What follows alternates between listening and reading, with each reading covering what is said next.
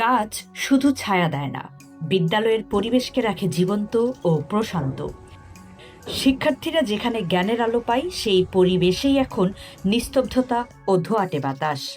কিন্তু দুঃখজনকভাবে এই বিদ্যালয়ে সেই গাছই কেটে ফেলা হয়েছে বিনা অনুমতিতে, কোনো রেজুলেশন ছাড়াই। কিছুদিন আগেই আমরা পার ডাকুয়া মাধ্যমিক বিদ্যালয় নিয়ে একটি প্রতিবেদন প্রকাশ করেছিলাম, যেখানে এসএসসি ফল বিপর্যয় ও বিদ্যালয়ের প্রধান শিক্ষকের দুর্নীতি নিয়ে কথা বলেছিলাম। এবার নতুন করে প্রশ্ন উঠেছে এই বিদ্যালয়ের গাছ কাটাকে কেন্দ্র করে।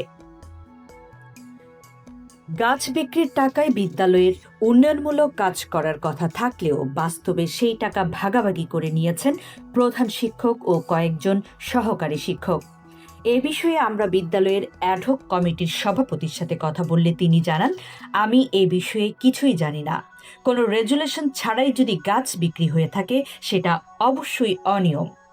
বিদ্যালয়ের শিক্ষার মান এমনিতেই নিম্নমানের, এর সঙ্গে যুক্ত হয়েছে আর্থিক অনিয়ম ও পরিবেশ ধ্বংসের অভিযোগ। কোনো রেজুলেশন ছাড়াই বিক্রি করা হয়েছে লাখ টাকার গাছ, অথচ প্রশাসনের পক্ষ থেকে এখনো পর্যন্ত কোনো পদক্ষেপ নেওয়া হয়নি। তবে এখানেই শেষ নয়। বিদ্যালয়ের নতুন ভবন নির্মাণ ও বিভিন্ন উন্নয়নমূলক কাজের জন্য সরকারের পক্ষ থেকে একাধিক অনুদান এসেছে, কিন্তু সেই অর্থ দিয়ে কোনো উন্নয়নমূলক কাজ না করে সেই টাকা ভাগাভাগি করে নেয়ার অভিযোগ উঠেছে। আমাদের হাতে আসা তথ্যে দেখা গেছে এই বিদ্যালয়ে প্রায় অর্ধ কোটি টাকারও বেশি দুর্নীতির প্রমাণ রয়েছে। নিয়োগ বাণিজ্যের সাথে যুক্ত ছিলেন প্রধান শিক্ষক বাবুল কৃষ্ণশীল ও কয়েকজন সহকারী শিক্ষক এবং সাবেক অ্যাডহক কমিটির সভাপতি লিটন মৃধা।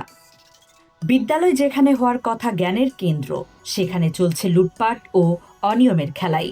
সরকারি অর্থ, গাছের টাকা, নিয়োগ বাণিজ্য সবকিছু মিলে তৈরি হয়েছে দুর্নীতির এক ভয়াবহ চিত্র। এই বিদ্যালয়ের দুর্নীতির বিরুদ্ধে আমাদের অনুসন্ধান এখনো চলমান।